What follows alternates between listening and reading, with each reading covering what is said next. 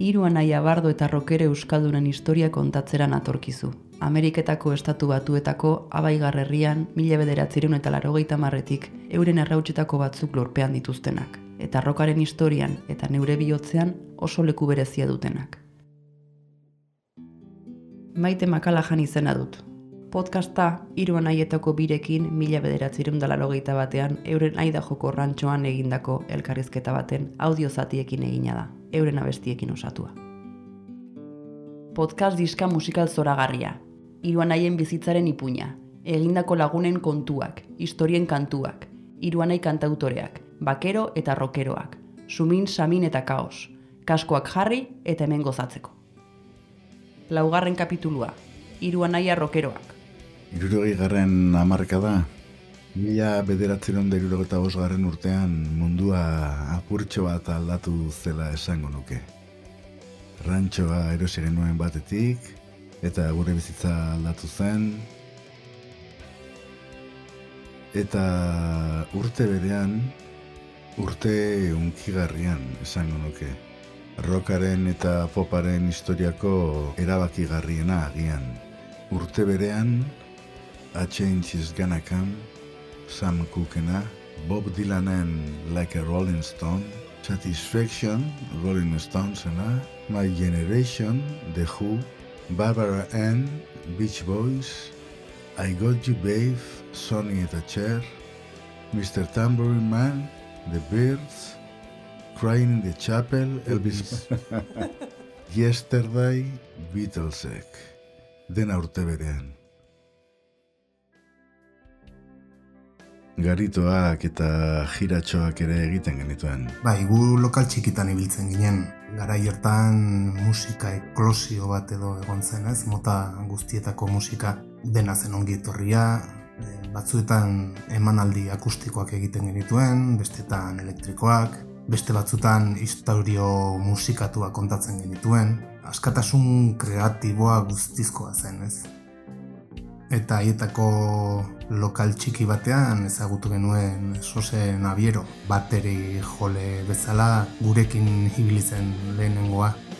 Izatez Portugaldarra, bera autodidakta zen, berak ikasi zuen bateria jotzen bere etxeko garajean, bere osaba batek erentzian utzitako bateriarekin, eta guk egiten genuena ikusi zuen eta hurbildu zitzaigun eta gustatuko litzaiokeela gurekin jotzea, norbaiten talden baten bila edo zebilela. Eta guk inongo pretensiorik gabe edo, baietz gurekin etortzeko zen genion, eta saio batzuk egin genituen, eta gero kontzertuetan edo emate genituen emanaldi txiki horietan, gurekin etortzen zen bateria jotzera.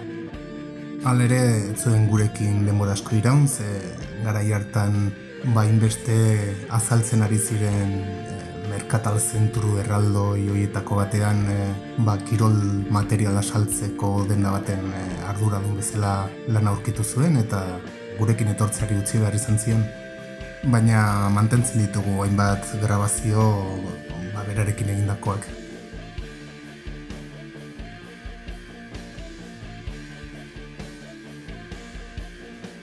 Festivaletan lan egiteak beste taldeekin eta beste soinu estiloekin frogak egiteko aukera eman zigun. Soinu desberdinekin esperimentatu eta ikasteko aukera. Eta ikasitakoa geure musikan aplikatzen genuen, estilo eta soinu desberdinak nastuz eta esperimentatuz. Lehen esan bezala, Abaigarren Hernaniar jatorria zuten bi mutil ezagutu genituen, Fermin eta John, txistularia biak eta gure jaioterriko folklorearen hainbat musika eta abesti irakatsi zizkiguten, Asiri dantza edo San Juan martxa adibidez. Eta gustatzen zitzaigun esperimentazio moduan edo, doinu folkloriko horiek hartu eta garaiko gure soinuarekin jotzea, ez? Bateria kaineroarekin eta gitarra soinu distorsionatuarekin.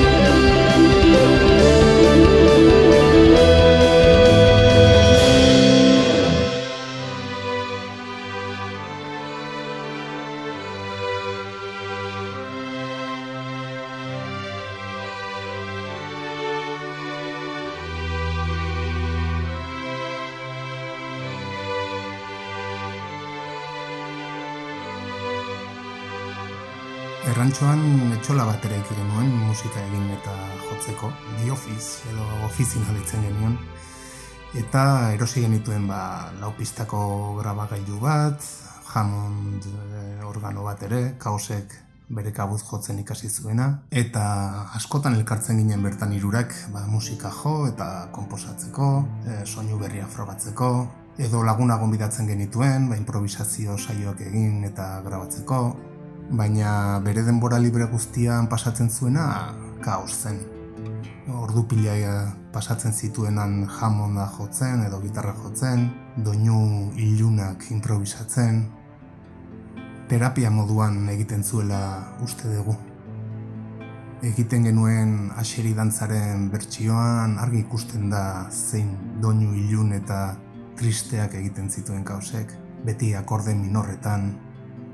Eta gero Anaia eta biok harmonia horiek pixka bat arintzeko proposamena egiten genion, akorde maiorrak sartuz eta erritmoa pixka bat biziagotuz, alaiagoa edo geldiz edin, ez da. Garitoak eta jiratxoak ere egiten genituen.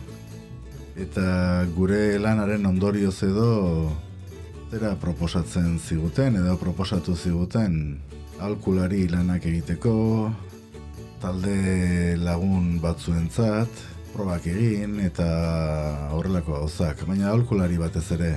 Eta euren gitarrak eta zaindu eta kontzutxo txiki batzuk.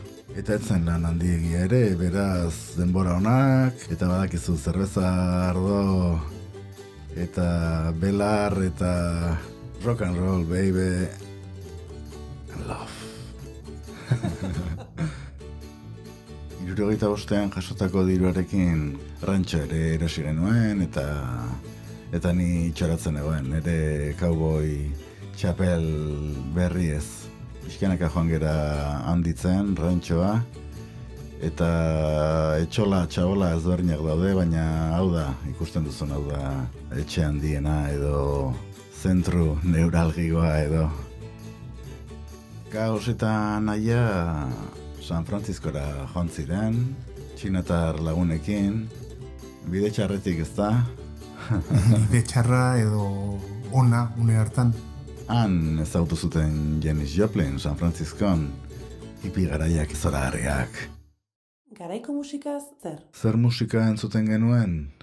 Ray Charles, 71ean, Hit the Road Jack, ikaragarri izan zen, John Lee Hooker, Bob Dylan, bere telonero izan zen New Yorken 70ean, Beach Boys, The Locomotion, Little Eva, izugarri gustatzen zitzaidan abestiura. Dylan eta Jimi Hendrix, Beatlesak bikainak ziren. Roy Orbison, Pretty Woman, The Kings, You Really Got Me, Janis Joplin ere, 73-74ean eta topera zegoen. Rolling Stones, Richards eta hauek, Sister Rosetta goratzen dut, nola izan zen, 74ko BBC-ko noiz? Maiatzak 7. Maiatzak 7. Izugarri izan zen, Manchestereko estazio abandonatuan egin zuen kontzertu zoragarri hura. Ikaragarria. Eta esan dizudana, 75 haze urtea. Eta bastakit nor gehiago. Clapton, Neil Young, Duane Allman, Pink Floyd, Gimme Some Lovin', Spencer Davis Group, eta The Doors nari izugarri usatzen zaidana. Baina Janis Joplinekin enamoratuta ginen danak, sekretuan. Garaiko musikaz kontatu gehiago. Pete Seeger, New Yorkekoa, kantari eta musikagilea, folk musikaren entzindarietakoa. The Almanac Singers taldearekin hasi zen, Woody Guthrie eta Lee Hayesekin batera, The Weavers taldearekin egon zen gero, eta Rutek bakarlari, ikaragarria Pete. Simon eta Garfunkel ere, Mr. Robinson 78an, Johnny Cashek ere egin zuen diskoa, Columbia Recordsekin, ez? 78ko ura, Folsom Prison Blues zeukana, zuzeneko lehen diskoa izan zuen, eta Johnny Cashan Folsom Prison ikaragarri izan zen ura. Neri Iron Butterfly ere gustatzen zitzaidan, Inagada Davida. Lehen heavy abestia esaten dute izan zela. Bai, hori lehen heavy abestia esaten da, baina heavy metal espresioa Jimi Hendrixengatik omen dator. Kritikari musikal batek esan zuenean bere gitarraren soinua zela metal zati astun bat zerotik eroriko balitz bezala ez. Eta hortaz ari garela tokatzen zaigun aldetik, Hendrixek esaten omen zuen Telecasterrak bi soinu bakarrik zituela, ona eta txarra. Eta Stratocasterra nahiago zula egiten ari zen musikarako eta matiz agudo gehiago zituela baina bueno, guk adibidez nik Telecasterra erabiltzen nuen beti eta Kausek Stratocasterra eta horrela bi soinu desberdin lortzen genituen ez denak soinu berdin eduki beharrean. Jimi Hendrix, All Along the Watchtower. Bob Dylanek grabatu zuen ura, liluragarria lanua. Joe Cocker gira Amerikarra 79koa ere ikaragarria.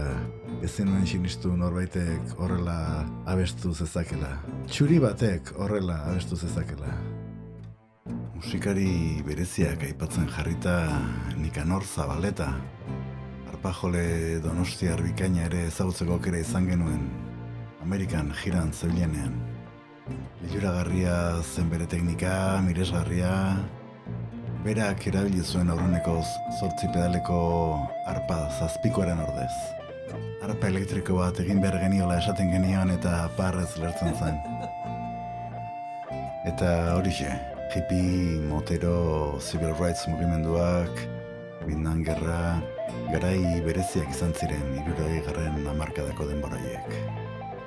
Jefferson Airplane, Grateful Dead, Blue Cheer, taldeek jende berezia mugitzen zuten, alternatiboa, eta garai hartan Human Being mugimendura, kamioietan ampli eta altaboza jarri, eta musika, poesia, politika nahasten ziren, festival handien aintzindari izango zen mugimendu Human Being mugimendura. Ondoren etorri ziren festival handiak, Monterrey, Woodstock eta bar. Inglaterran, Glastonbury ere izugarri izan zen, 1970ko irailean. Festival handi horiek, ze denborak ezta? Zer jakin duzu, bota lasai. Festivalez, zer duzu gogoan? Woodstock oso interesgarri izan zela pentsatzen dut, ezta? Woodstock baino interesgarriagoa ez dakit, baina nik Monterreykoa dut gogoan 77an. Bai, Monterrey festivala interesgarriagoa ez dakit. Baina Woodstock baino gehiago gogoratzen dugu bai. Bai maitasun gehiagorekin gogoratzen degulako eta baita literalki gehiago gogoratzen degulako. Festival handien bidea ireki zuen Monterreyko festivalak. Mamasen marihuana dilerrari okurritua antza, mamasekoak esan hori. San Franciscotik 150 kilometro ingura edo 150.000 orkidia banatu ziren Hawaiitik ekarriak. Ravi Shankar, Janis, Jimmy, Paul McCartney esan zion, Phillips, de mamasekoari, Jimmy eramantzezan. Inglaterran eta Europan ezagunagoa zen, estatu batuetan baino, orduan behintzat. Jimmyk kontatu zigun behin, Jimmyren bere Stratocasterra, txurimitikoa, Lindak, Keith Richardsen orduko neskalagunak oparitu ziola 76an. Bat erosteko dirurik ez zuela esan ziola, eta Keithek Lindaren etxean utzitako 73ko Stratocaster gitarra eman ziola. Linda Keith, modeloa ingelesa, tipa bikaina zen. Monterreyn egin zuen eztanda Hendrixek bai, Jimi Hendrix. Ez nekien gitarra batekin horrelakorik egin zitekenik. Eta gitarra asko izan dugu esku artean, eta soinu asko entzun dugu, baina Jimi, Mozart zen. Jazzalea, rockarekin kombinazioan, genio bat. Gitarra berri bat zorrotik atera, ampli soil bat jarri, eta ze soinu zetzen hori. Ahoa irekita egoten ginen. Nik Jimi alakorik ez dut ikusi. Ura bai, genioa. Beste apur ere bai esan bezala, baina Rory Gallagher edo Jeff Beck ere agian. Monterrey International Pop Music Festival. Ikainaren 16tik 18ra, John Phillips, Mama Son de Papasekoak eta Lou Adler eta Alan Parisher eta Derek Taylor ustetik dizirela gura montatzen. Itzela izan zen, taldeak eta ikaragarriak. Gogoratzen dut, ostiralean Simon eta Garfunkel bukatu zutela, baina The Poppers, Drew Everly, Johnny Rivers, itzela izan zen ura. Larun batean, Big Brother and the Holding Company zeuden, Janis Joplinekin, eta liluragarria izan zen, izugarria Janis Joplin. Country Joe and the Fish, eta ez dakit The Butterfly Blues Band zeuden, Steve Miller Band ere. Anaia, konfunditza honauk, esan lasai. Bai, ik ez da ekasmatzen. The Birds eta bai, Otis Redding ere, bikaina izan zen. Igandean, The Who, Grateful Dead, Jimi Hendrix, Mama Son de Papas, Scott McKenzie ere egon zen, ikaragarria, izugarria. Ravi Shankar, 3 ordu hipnotiko izan ziren. The Blues Project, Buffalo Springfield, eta Jenisek igandean ere berriz jozuela gogoratzen dut. Maitasun eta bake espirituaren erdi-erdian hantxe zegoen Janis Joplin. Esan daiteke orduan hasi zirela lehen mugimendu ekologistak, ez? Festivalaietako sentimendu hippia, amalurrarekin bat egitea, droga eta sustantzia medio noski. Hainbeste gerra artean bakean bizitzea, naturarekin elkar bizi eta elkar banatzea, interesgarri iruditu zitzaigun pentsaera hori eta abesti bat edo beste eskaini genion gure soinu partikularrarekin.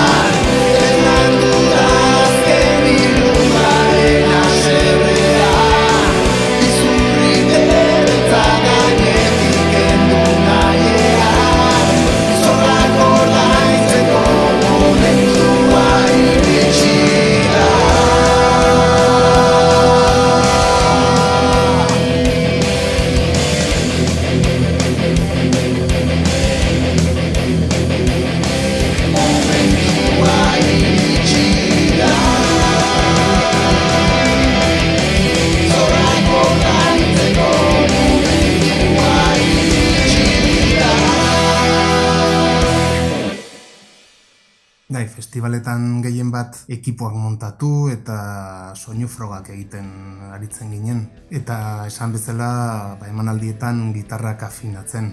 Afinadoreak bazeuden garai hartan, baina nahiko rudimentarioak ziren eta antzegoen iskanbila guztiarekin pastilletatik soinua sartzen zen eta ezinezkoa zen haiekin gitarrak afinatzea.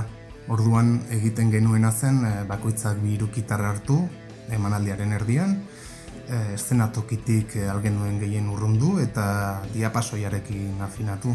Hainbestekoa zenan, zegoen zarata. Eta Bustok? Bustok ez, jakin nahi duzu gehiago, Bustok, bai. Horreta 12 aktuazio uste izan zirela, ez da? Bai, 100.000 pertsona egon zirela esaten da. 1979an izan zen hauxe, abuztuaren 15-etik 18ra, bai, Bethel, New Yorken, bai, Bustok, herritxoaren ondan, eta bai, ikaragarri izan zen ura, baina eskueratik joan zitzaiela apur bat iruditzen zait. Bai. Ez ziren joan talde batzuk, uste gogoratzen du. The Beatlesak ez ziren joan, Led Zeppelin ere ez, baina izugarri izan zen. Lehen egunean Joan Baez eta Ravi Shankar. Larun batean, Santana egon zen, Santana... Ez dakit gertatu zen oso ondo.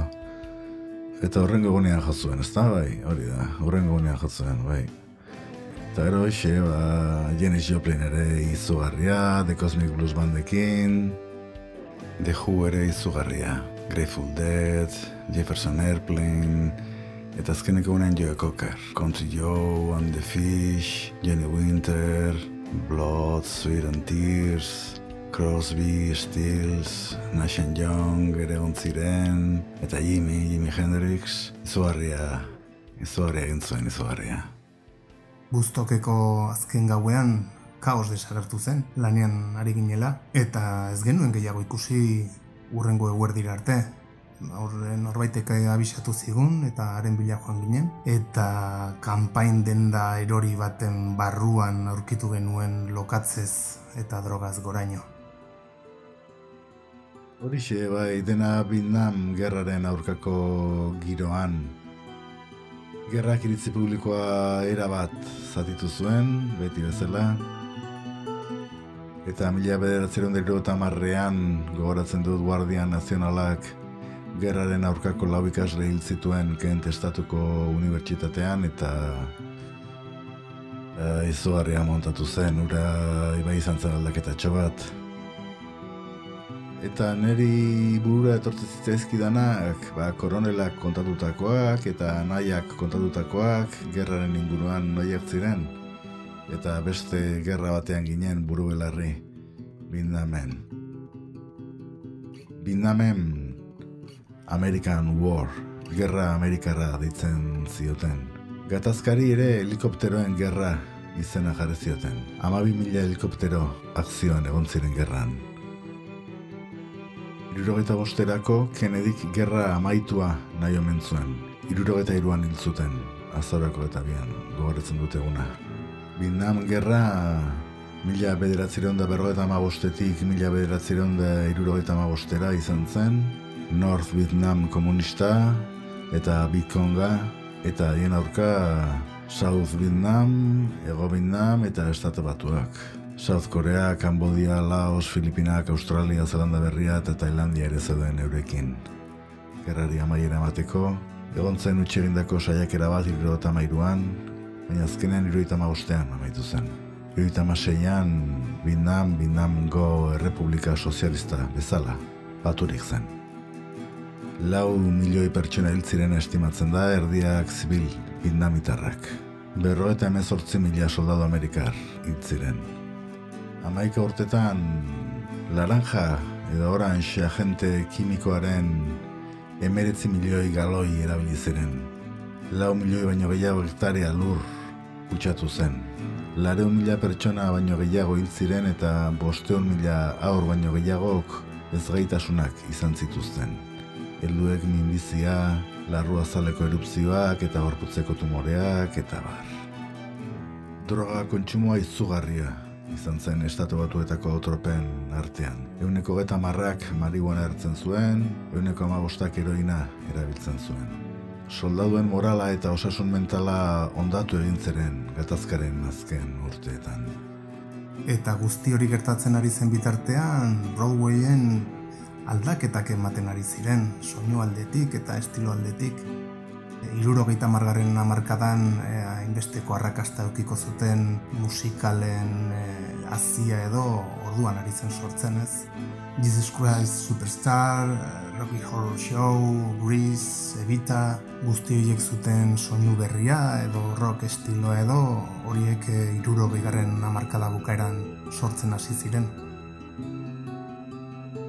Eta festa batean produktore bat hurbildu zitzaigun, Patrick Stigwood usten dut zela. Garai hartan oraindik etzen inor, baina berak Broadwayko produktori izan nahi zuela eta obra batean lanean ari zela.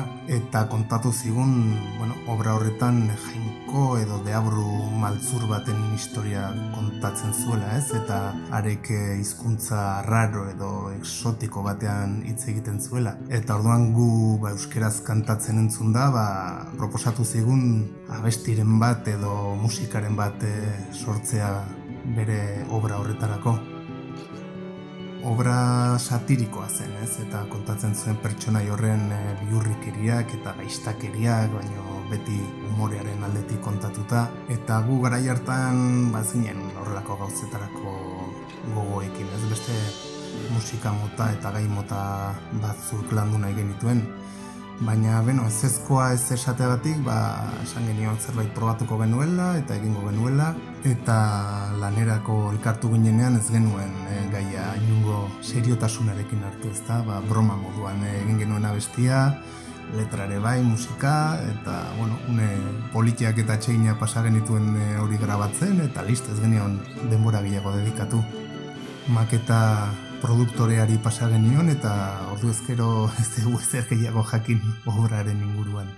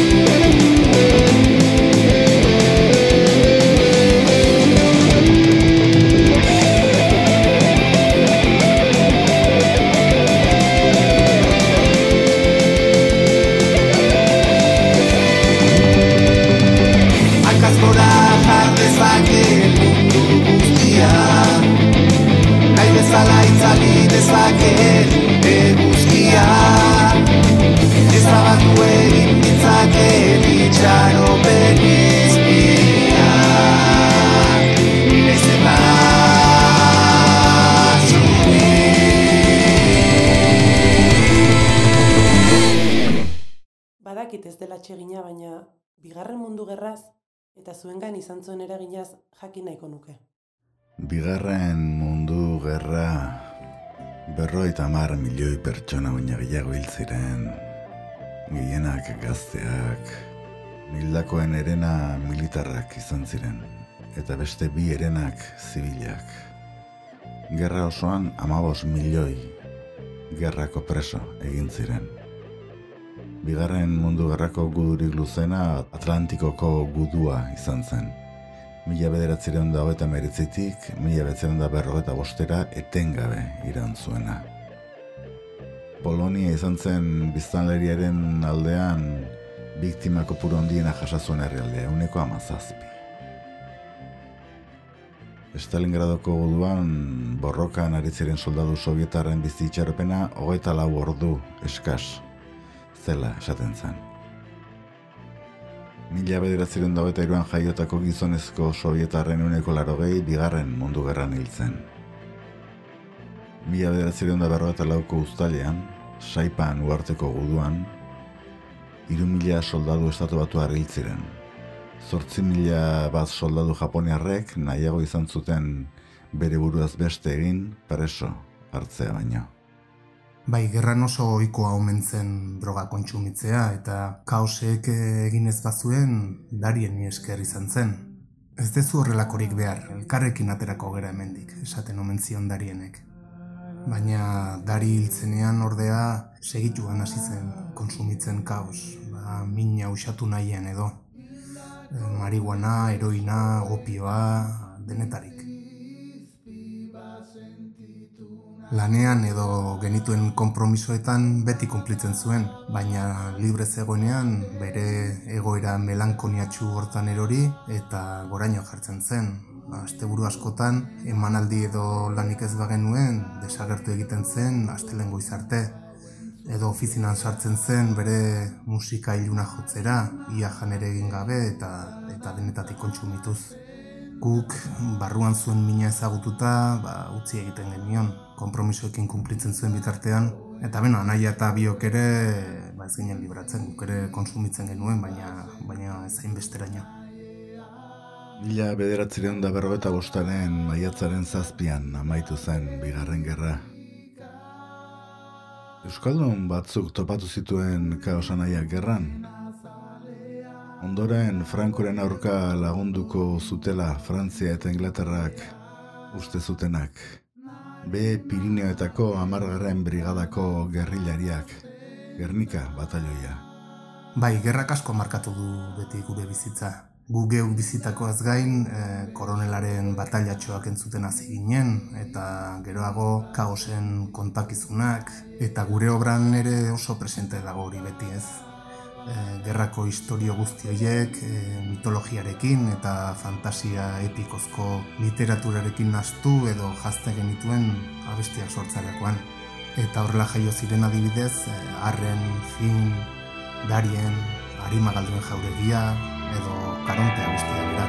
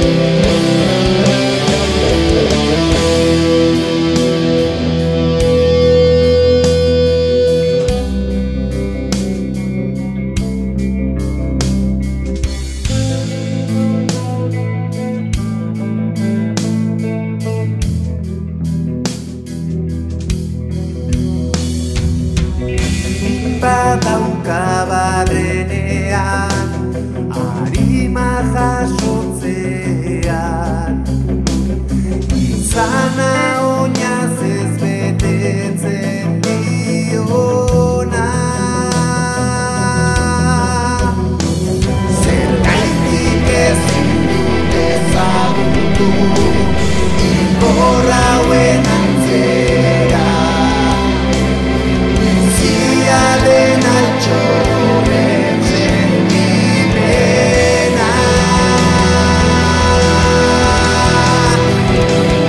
Hilberrien hitzak pena zentzuten ditu beti Bera baita harimen munduak idari Hildakoen hitzak hilak sentitzen ditu beti Haiek bizi izan dutena ez baitu alkizu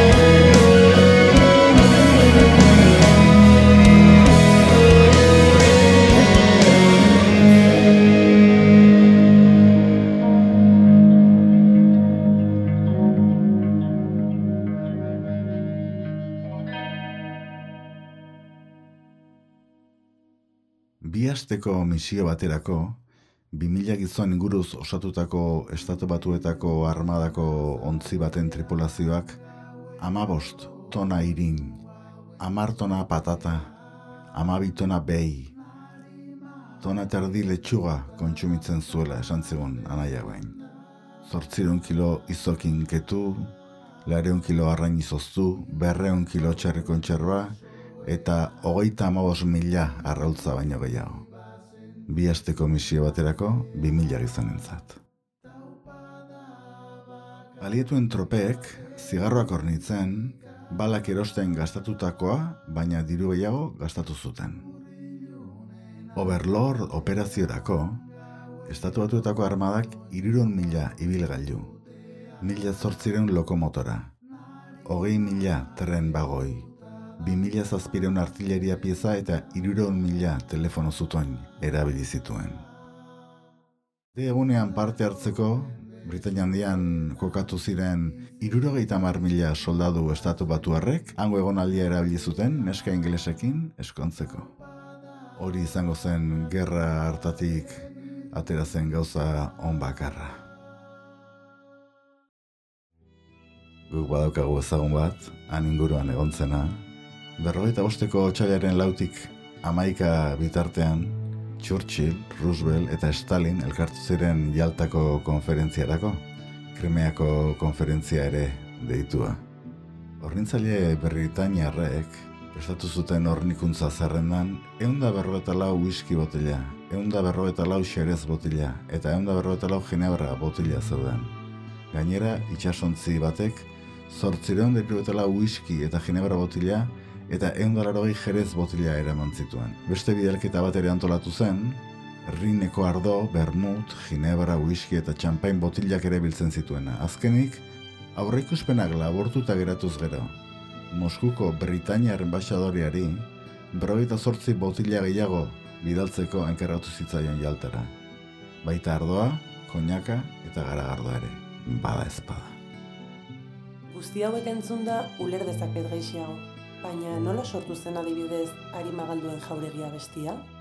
Los Angelesen Jürgen izeneko australiar bat ezagutu genuen, eta bere bi lagun bikiak ere, Ferdinand eta Alphonse, eta haiek oso Tolkien zaleak ziren ere, eta beraiekin elkarrizketa eta eztabaida ugari izan genuen, denbora asko pasa genuen Tolkienen obraren inguruan hizketan. Eta Jürgenek antzeko istorio eta poemak idazten zituen ere, eta haietako poema bat gustatu zitzaigun, eta baigemena eskatu genion poema hori euskerara itzuli eta musika jartzeko, eta beak baiz noski, beregatik oso pozik, eta horrela sortu zen arima galduen jauregia.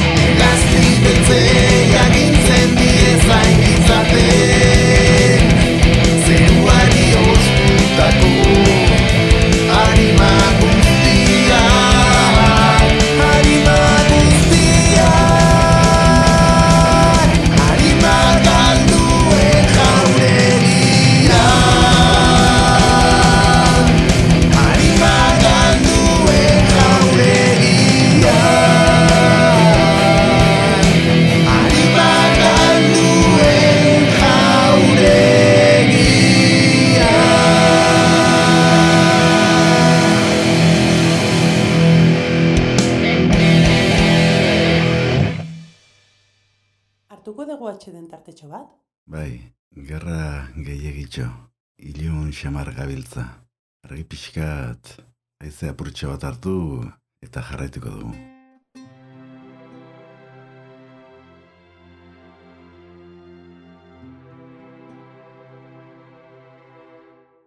Urrilunen azalean gauero doinu hau entzutean, narimak helduta dantzan hasten da. Urrilunen azalean gauero doinu hau entzutean, harimak helduta dantzan hasten da. Hildakoen besoetan bizi izpi bat sentitu nahian, traupada